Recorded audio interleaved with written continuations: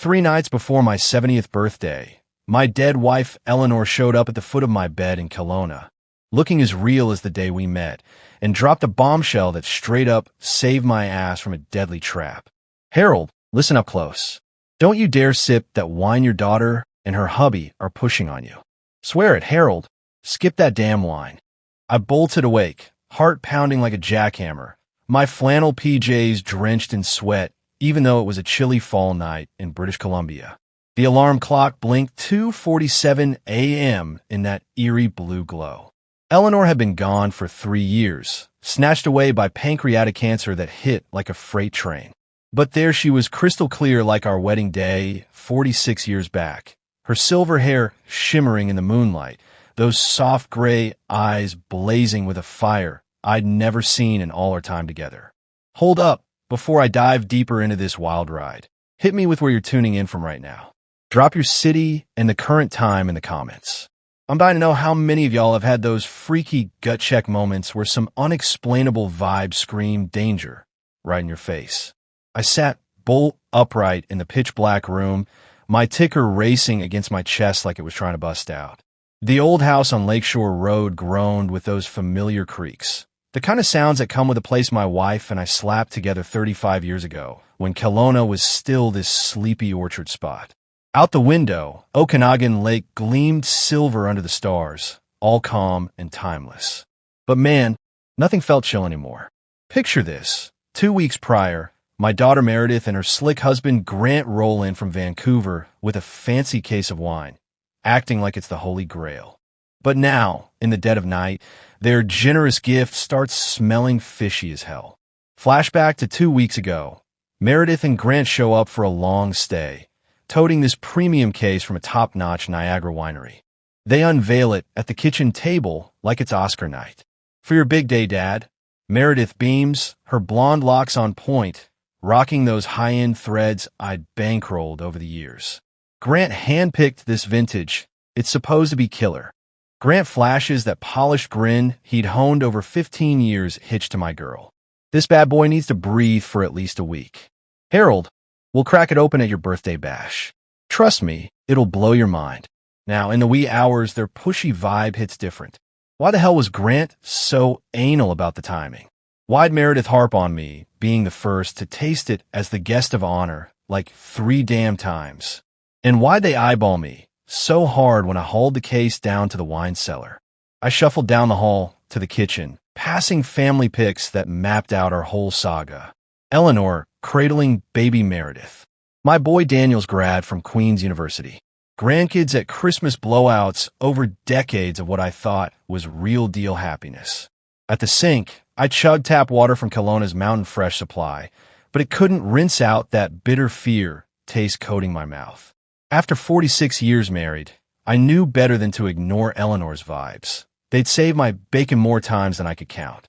But this was next level spooky, like she was ghosting back to yank me from the brink. 46 years with Eleanor drilled in one truth. Trust her gut, even when it spit in the face of logic. She'd called out that shady contractor who ghosted the neighborhood with folks' deposits. Pushed me for a second prostate check that nabbed early cancer. Nixed a real estate deal that tanked 6 months later. Eleanor had this sixth sense for trouble I learned to ride with blind faith. Looks like even kicking the bucket didn't kill that mojo. Morning light hit, and I tried shaking off the dream. But her voice looped in my head as I headed downstairs. Coffee and bacon scents wafted from the kitchen where Meredith whipped up what she dubbed a special Sunday spread. Grant manned the stove, flipping pancakes like a pro, while she plated fresh fruit on our fancy china. Morning, Dad. Meredith chirps, pecking my cheek. You look wiped. Rough night. Fine. I fib, plopping into my spot at the table's head. Just pumped for the birthday, I guess. Grant slides a plate my way with flair. 70 years young in 3 days. Harold, we ought to kick off the party now. He pours OJ from a fresh jug, all smooth operator. Speaking of, that wine will be primed by Friday. Can't wait for you to dive in. His tone made my fork freeze mid-egg. There was this edge, this nudge that fell off from my son-in-law. In 15 years, Grant never gave a rip about my tastes, let alone wine. Meredith leans in, her polished nails tapping the oak table Eleanor picked when we built this pad. "You're gonna love it, Dad." Grant geeked out for months on the perfect pick. The winemaker's got this killer process that amps up the flavor big time. "I'm sure it'll rock," I say, cautious, clocking their faces. My phone buzzes, Daniel calling. Perfect escape. I step to the Lakeview window. "Eh? So, happy almost birthday, Dad." Daniel's chill voice eases my knots. "Sophie and I are road tripping from Calgary Thursday. Kid's been bugging about Grandpa's lake house since Labor Day." I chuckle, envisioning 8-year-old Emma and 6-year-old Marcus. Tell him Grandpa's got the rods ready. Sophie wants the lowdown on Friday's dress code. Suit up? Business casual, nothing fancy. Just fam. Hanging up, I catch Meredith and Grant swapping a quick glance. Split second, but loaded. My gut twists. "Daniel good?" Grant asks, too casual. "Yeah, here Thursday." I scan his mug. When those stress lines creep around his eyes. When his smile turned fake as hell. Meredith clears her throat. "Dad, about that wine." Grant wants to double-check storage. Maybe tweak the temp zone. There it was, that pushy undercurrent, more command than ask. In 35 years as her old man, Meredith never got this hyped over wine storage. "It's solid where it is," I say. "Cellar's steady year-round." Grant's shoulders twitch tight. Meredith's grin cracks at the edges. After they bail for a hike up Knox Mountain, the house goes dead quiet. That's when Eleanor's warning shifts from dream to straight-up omen. Afternoon drags like molasses, the old clock ticking like a countdown. By 2 p.m., I'm losing it. Time to snoop the cellar and uncover what the hell's lurking in those bottles. The trek to the basement wine cellar feels endless. Eleanor and I rigged this spot together. Climate control, ragstock from our Canadian jaunts, and beyond. That musty wooden cork vibe should have soothed, but today it amps my jitters. The case sits center table under the light, right where I stashed it 2 weeks back. 6 bottles of 2018 Niagara Ice wine. Pricey gift that should have had me stoked. Labels sharp, seals pro. But staring at him gives me the creeps. I snag one, twisting in the light. Still looks good, label legit. But tilting it, bam. The corks sunk a hair too deep, like it had been popped and jammed back. Heart racing, I check the rest. Every dam one the same, millimeter off, the kind of slip you'd miss unless hunting. I'd hustled in construction 40 years pre-retirement. Harrison Construction built half Okanagan's commercial spots. Spotting flaws was my jam, nailing issues before they blew up. Someone messed with these. Opened, spiked, resealed like pros. Standing amid bottles Eleanor and I hoarded over decades, my brain reels. Am I cracking up? Grief and age turning me paranoid over a sweet gift? But Eleanor's voice echoes crystal, "Don't drink that wine, Harold." In 46 years, she never steered me wrong. Not once. I gotta test what's in him, but who to hit up? Then it clicks, Dr. Catherine Mercer, toxicologist at UBC Okanagan. She expert witnessed a contamination gig on one of my sites years back. We kept loose ties, pro style. I cruised to campus with 2 bottles and a cooler, hands steady on the wheel, while my mind spins nightmare scenarios. Catherine meets me in her lab, gray-streaked hair in a no-nonsense ponytail, specs on her nose. "Harold, long time no see, 5 years?" "Catherine, need your expertise bad." Words spill. "Found something. Think someone's gunning for me." Her face shifts pro. "What kind of something?" "Wine. Gift from daughter and son-in-law. But bottles tampered, opened, resealed, spiked, maybe." She eyes me, nods. "Bring Em to the station. Let's scope." Next hour's torture as she samples, runs tests, jots on her tablet. I park in the corner, sun slanting in, brainstorming innocent excuses.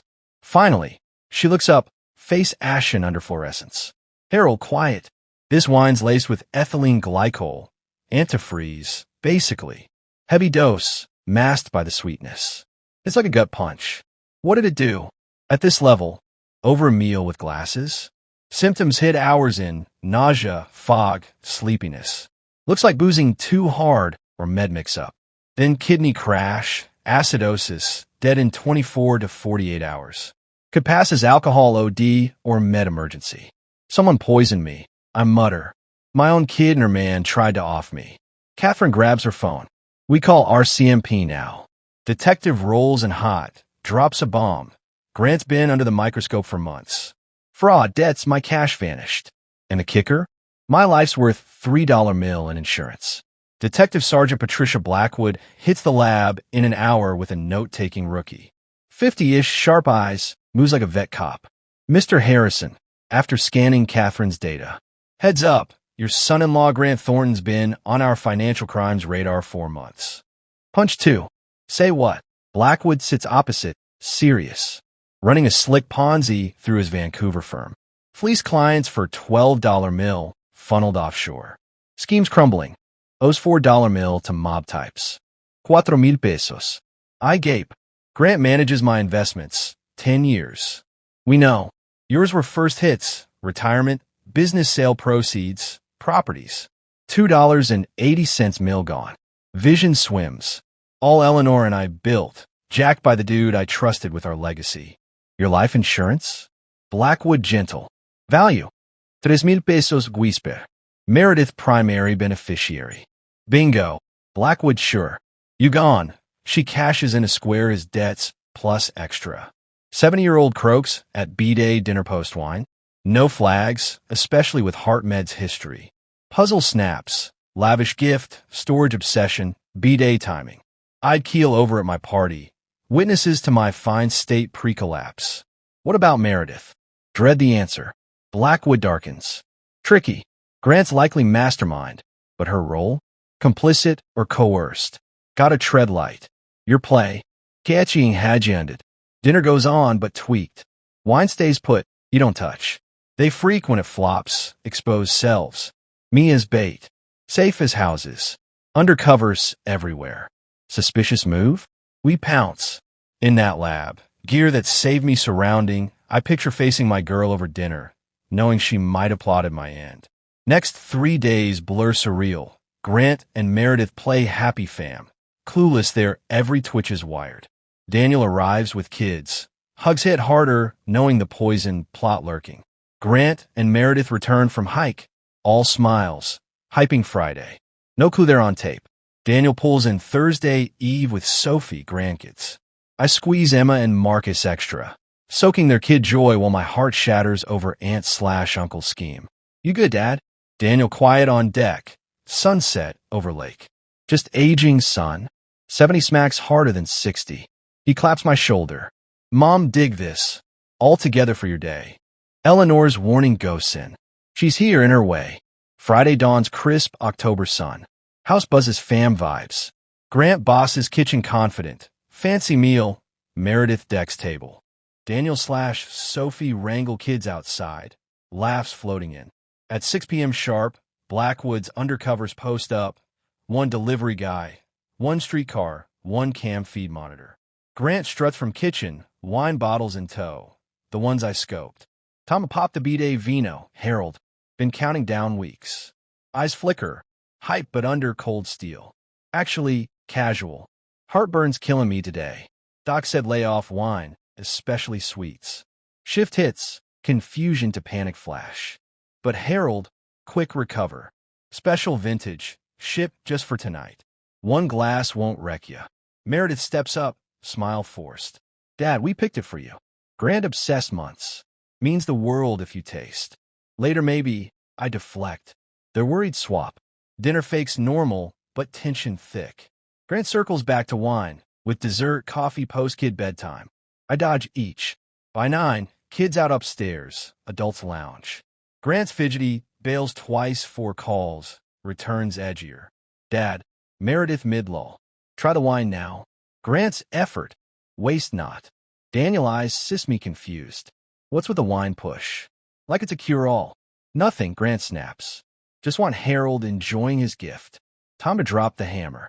I stand slow, all eyes on me. Got something to say. Grant pales. Meredith grips, chair, white-knuckled. 3 nights back, your mom dreamed to me. Daniel, Meredith. Warren skipped the wine you brought. Dead serious. Dad, Meredith nervous laugh. Grief tricks. Mom's gone 3 years. So I check bottles, press on. All popped, resealed. Took to UBC Tox Doc. Grant jumps up. Harold, confused, 70 stress, Eleanor's loss. Ethylene glycol. Freezes him. Antifreeze. Dose to kill slow over Eve. I drop at my party. Looks heart or booze OD. Silence drops. Daniel stares, sis horrified. Sophie clutches hubby, pale. Insane, Grant stammers. Can't believe.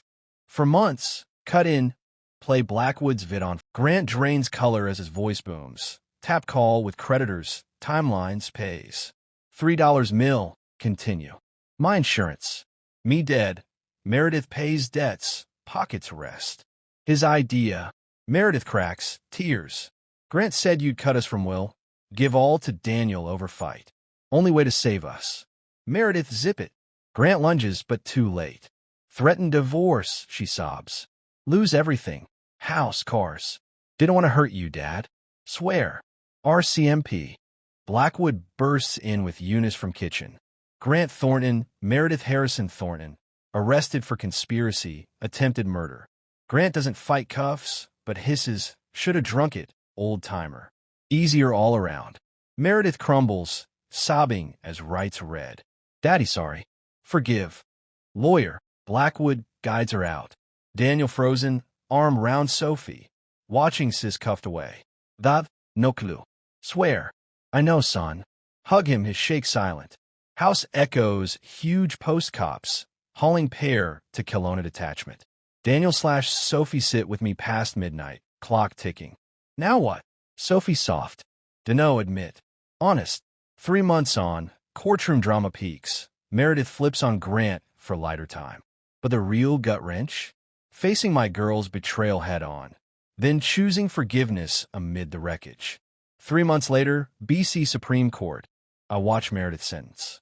Pleaded guilty conspiracy. Testified versus Grant, convicted fraud, attempt murder. Meredith Harrison Thornton, judge booms. 8 years federal. Grant gets 22. Meredith turns pre-escort, orange jumpsuit baggy from weight loss. Eyes meet, see my little girl who ran for knee-scrape hugs, built snow forts, wedding danced. Sorry, Daddy whispers. Nod, speechless. Post-week's darkest since Eleanor. Daniel drags me to Calgary Temp. Guest room. Sophie feeds right grandkid spark life. Grandpa. Emma Eve. Lap climbing with book. Mom says Aunt Meredith bad. Away a while. Right, sweetie. Sad. Think. Yeah, but grateful too. For what? You Marcus dad mom this fam. Hug fierce kid style. Love you, Grandpa. You too, Emma. 6 months post-sentence. Drive to Fraser Valley Women's Institution. Visiting room gray. Bolted tables. Low family murmurs. Meredith older than 44, hair simple, no makeup. D'attirs instant. Didn't think you'd show. Neither did I. Sit opposite. Silence stretches. She breaks. Grant spun you dying. Cancer back hiding. Med bills eat estate. This way we'd salvage. Believed him. Wanted to. Easier justifying horror, if no choice. But always choice. No now.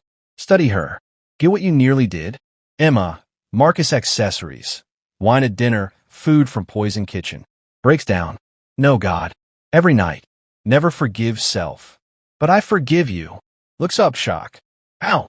After. You're my daughter. Forgiveness ain't deserved. It's what I carry. Choose no hate.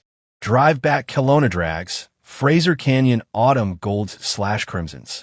Stop Thompson River overlook. Bench sit. Water rushing. Thanks Eleanor aloud. For saving me. Wind swirls leaves. Swear catch her lavender vanilla scent. 46 years staple. 2 years later, life's rebuilt from ashes. Cellar turned workshop. Grandkids visits. Letters to Meredith. But the real twist? Betrayal didn't break me. It taught resilience, gut trust, and that love's tougher than greed. Today, 2 years on, still in Lakeshore Roadhouse. Wine cellars now workshop. Build grandkid furniture for summer/holiday visits. Daniel hauled fam for 72nd last month.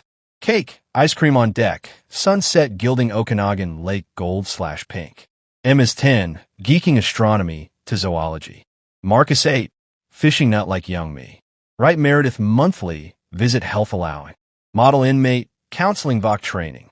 Good behavior? Parole for years. To no future bond but want to try.